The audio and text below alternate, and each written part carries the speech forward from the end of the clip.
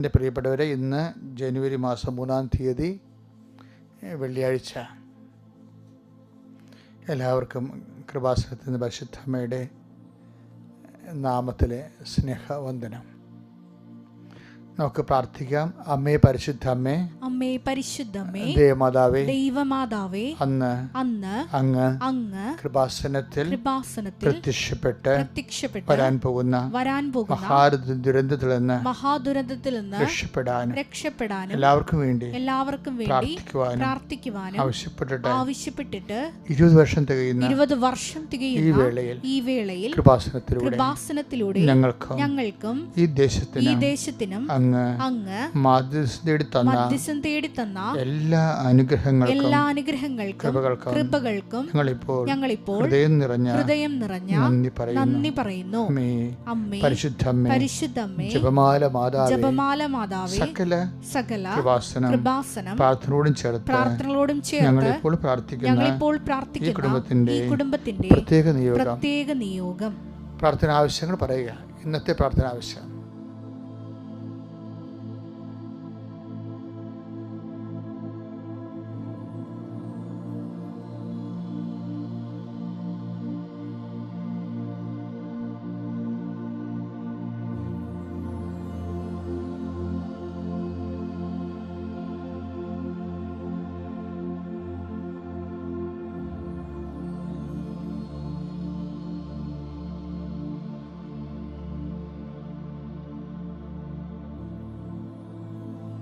അമ്മയുടെ പ്രത്യക്ഷീകരണത്തിന്റെ ഈ ദ്വാദശകവേളയിൽ ഞങ്ങൾക്ക് സാധിച്ചു തരുവാൻ കനിയണമേ. വിശ്വാസ പ്രമാണം. സർവശക്തനായ പിതാവും ആകാശത്തിന്റെയും ഭൂമിയുടെയും സൃഷ്ടാവുമായ ദൈവത്തിൽ ഞാൻ വിശ്വസിക്കുന്നു. അവിടുത്തെ ഏകപുത്രനും ഞങ്ങളുടെ കർത്താവുമായ ഈശോമിശിഹായിലും ഞാൻ വിശ്വസിക്കുന്നു. ഈ പുത്രൻ പരിശുദ്ധാത്മാവിനാൽ ഗർഭസ്ഥനായി കന്യകാമറിയത്തിൽ നിന്ന് പിറന്ന് പൊന്തിയോസ് പീലാത്തോസിന്റെ കാലത്ത് പീഡകൾ സഹിച്ച് കുരിശിൽ തറയ്ക്കപ്പെട്ട് മരിച്ച് അടക്കപ്പെട്ട് പാതാളങ്ങളിൽ ഇറങ്ങി മരിച്ചവരുടെ ഇടയിൽ നിന്ന് 3-ാം നാൾ ഉയർത്ത് സ്വർഗത്തിലേക്ക് എഴുന്നള്ളി സർവശക്തിയുള്ള പിതാവായ ദൈവത്തിന്റെ വലതുഭാഗത്തിരിക്കുന്നു.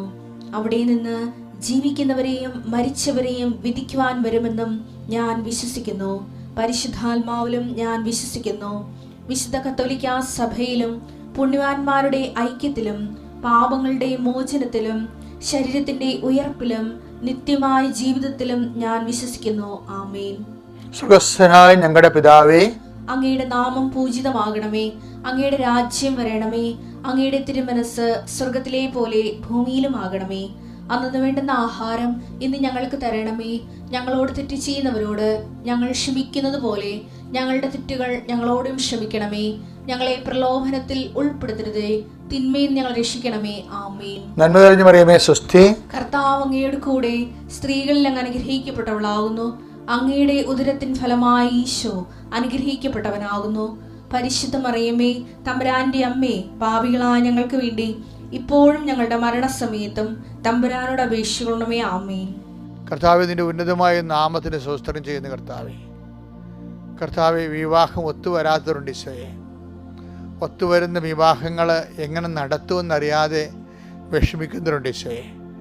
വിവാഹ വിഷയങ്ങൾ സംസാരിക്കാൻ, ഇടനിലനിന്ന് സംസാരിക്കാൻ സ്വന്തമായിട്ട് വിശ്വസിക്കാൻ പറ്റിയ ആരും ഇല്ലാത്തവരുണ്ട് ഈശോയെ.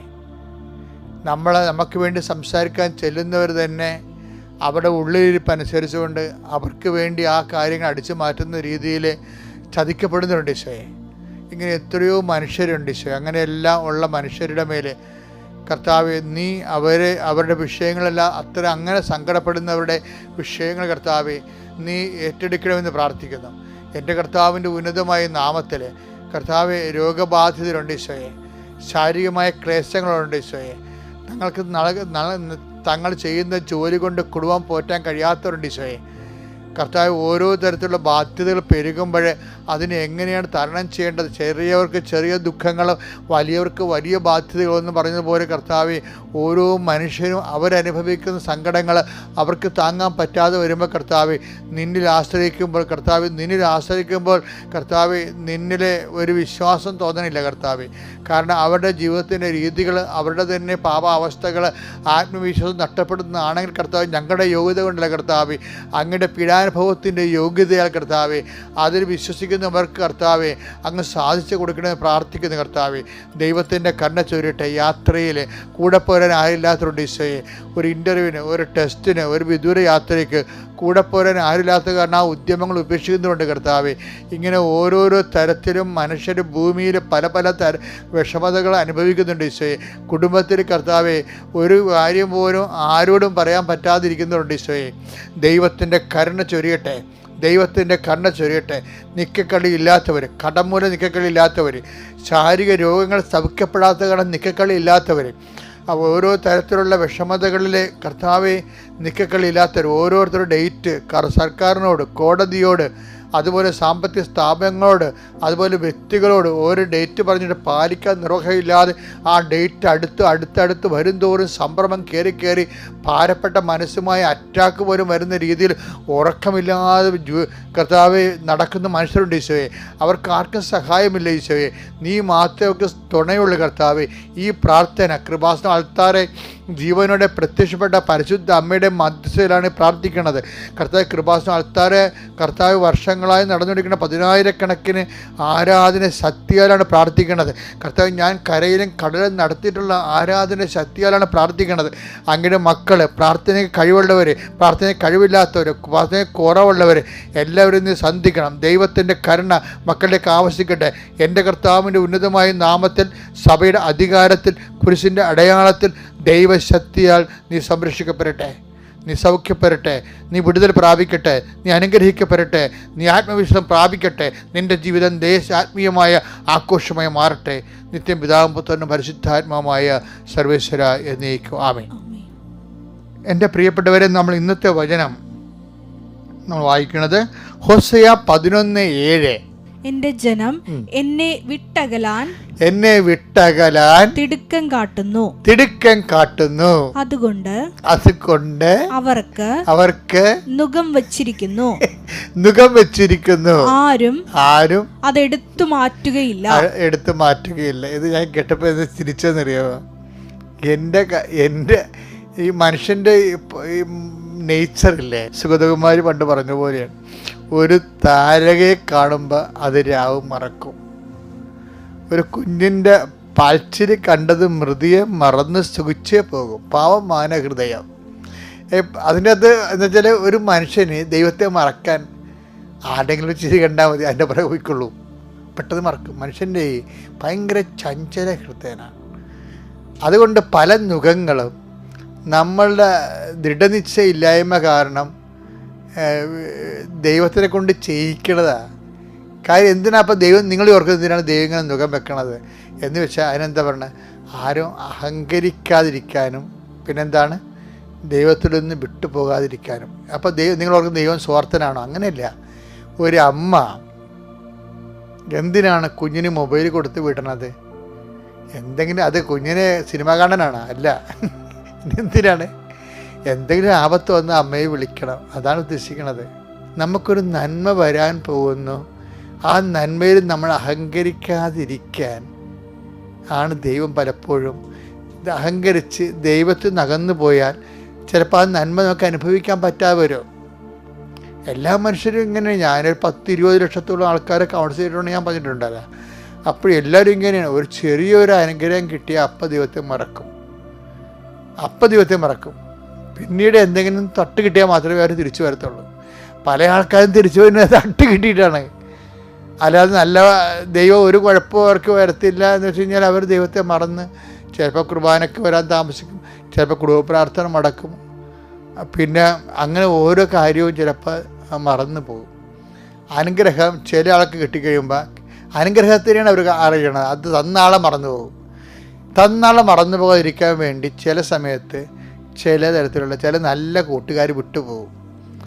നമുക്ക് അപ്പം നമ്മൾ ഓർക്കും ഇനി ഇത് ആരോട് പറയാനാണ് എനിക്കിത്. ഇപ്പം നമുക്ക് എന്തെങ്കിലും സന്തോഷം ഉണ്ടായിക്കഴിഞ്ഞാൽ ഉടനെ ആൾക്കാർ ഷെയർ ജോയി കണ്ടു കഴിഞ്ഞാൽ ആൾക്കാർ വന്നാൽ ഉടനെ ഷെയർ ചെയ്യത്തില്ലേ.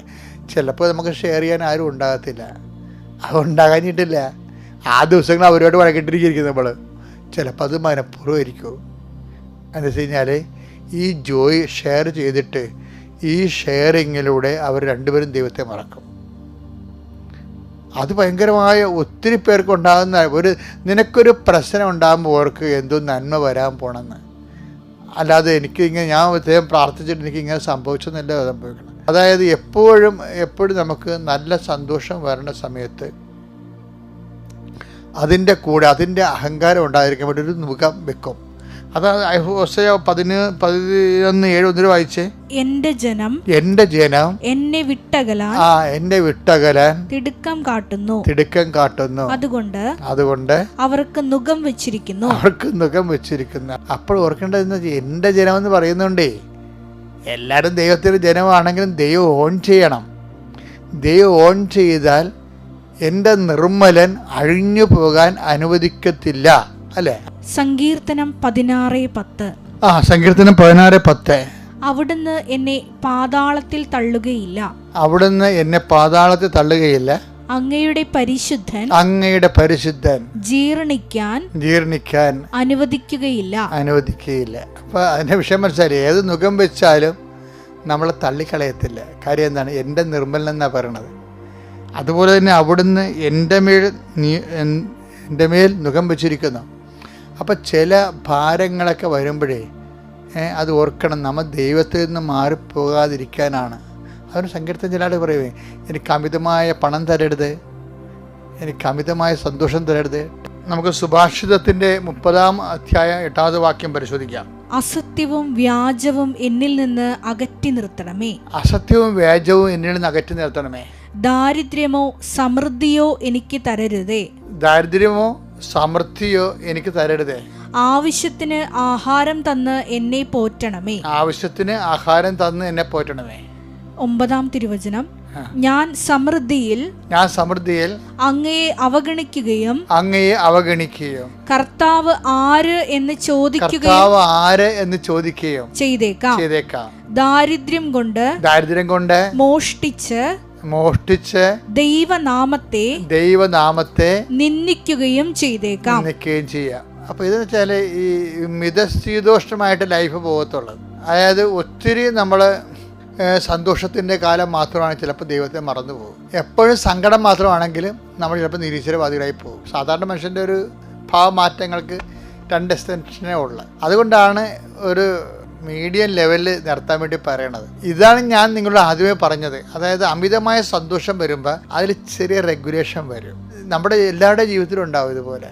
നല്ല ദിവസങ്ങൾ ചില സമയത്ത് ചില വിഷയങ്ങൾക്ക് ഒരു റെഗുലേഷൻ വരും. അതിൻ്റെ കാരണം ബൈബിള് പൊതുവെ നൽകുന്നൊരു തോട്ടാണത്. എന്താ തോട്ടം വെച്ച് കഴിഞ്ഞാൽ, അവിടുന്ന് അഹങ്കരിക്കാതിരിക്കാൻ എനിക്കൊരു മുള്ളു തന്നെന്ന് പറയണില്ല. അതാണ് സംഭവം. അത് വായിച്ചത് 2 കൊരിന്തോസ് 12:7. 2 കൊരിന്തോസ് 12:7. വെളിപാടുകളുടെ ആധിക്യം വരുമ്പോഴേ സന്തോഷത്തിന്റെ ആധിക്യം വരിക. ആത്മീയ സന്തോഷത്തിന്റെ ആധിക്യമാണ് വെളിപാടുകളുടെ ആധിക്യത്താൽ ഞാൻ അധികം ആഹ്ലാദിക്കാതിരിക്കേണ്ടതിനല്ല സംഭവം. ഓവറായിട്ട് അധികമായിട്ട് ആഹ്ലാദിക്കാതിരിക്കാൻ ശരീരത്തിൽ ഒരു മുള്ള് എനിക്ക് നൽകപ്പെട്ടിരിക്കുന്നു. അതായത് ദൈവം ഏറ്റെടുത്ത ദൈവ പൈതലിൻ്റെ ഒരു ലക്ഷണമാണത്.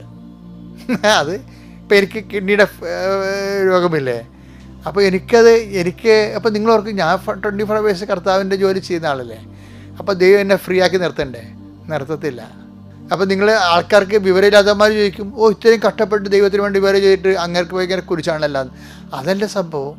അതായത് സോഡിയം എപ്പോഴും ഇങ്ങനെ ഓപ്പണായിട്ട് വെക്കത്തില്ല, അതിങ്ങനെ മണ്ണെണ്ണയിലിട്ട് വെക്കും.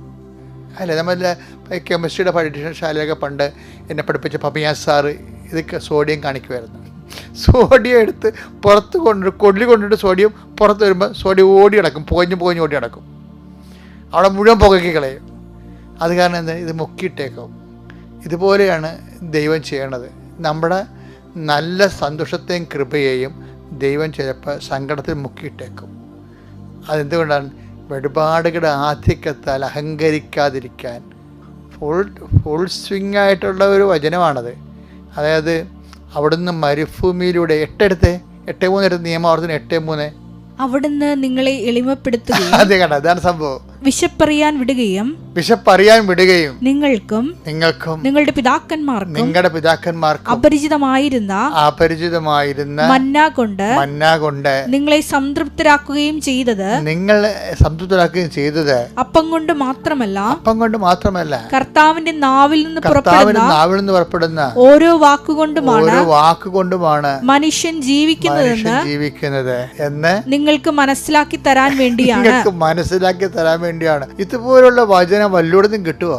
അതായത് നമ്മൾ അമിതമായി സന്തോഷിക്കാതിരിക്കാനും ഈ സന്തോഷം, അല്ലെങ്കിൽ ഇപ്പം നീ ഒരു സിനിമ നിർമ്മിതാവാണ്, അല്ലെങ്കിൽ നീ ഒരു സിനിമ ഡയറക്ടറാണ്, അപ്പോഴും വചനം അപ്പം നിനക്ക് അമിതമായ സന്തോഷം ഉണ്ടാവും. കാര്യം നിന്നേക്കാൾ സീനിയറായിട്ട് വന്ന ആൾക്കാർക്ക് ഒരു അവാർഡ് കിട്ടിയിട്ടില്ല, നിനക്ക് കിട്ടിയെന്ന് വിചാരിച്ചോ? ഇതിൻ്റെയൊക്കെ പഠനകാലങ്ങൾക്കെല്ലാം ഉണ്ടാകുന്നത്. അപ്പോൾ എന്നാ പറ്റും? അപ്പോൾ അതുകൊണ്ട് സന്തോഷം ഉണ്ടാകുമ്പോൾ കർത്താവ് പറയും എന്താണ്? ഈ സന്തോഷം കൊണ്ട് മാത്രമല്ല മനുഷ്യൻ ജീവിക്കണമെന്ന് പറയും. മാത്രമല്ല, അതാണ് വിഷയം. മാത്രമല്ല ജീവിക്കണത്. ഇപ്പോൾ നിനക്ക് പഠനത്തിൽ റാങ്ക് കിട്ടി, സാഹിത്യം എഴുതുമ്പോൾ നിനക്ക് അവാർഡ് കിട്ടി. അപ്പോൾ കർത്താവ് പറയും ഈ അവാർഡിൻ്റെ സന്തോഷം മാത്രമല്ല മനുഷ്യൻ ജീവിക്കുന്നത്. എന്താണ്? തൻ്റെ വായിൽ നിന്ന് വീഴുന്ന ഓരോ വചനം കൊണ്ടാണ്.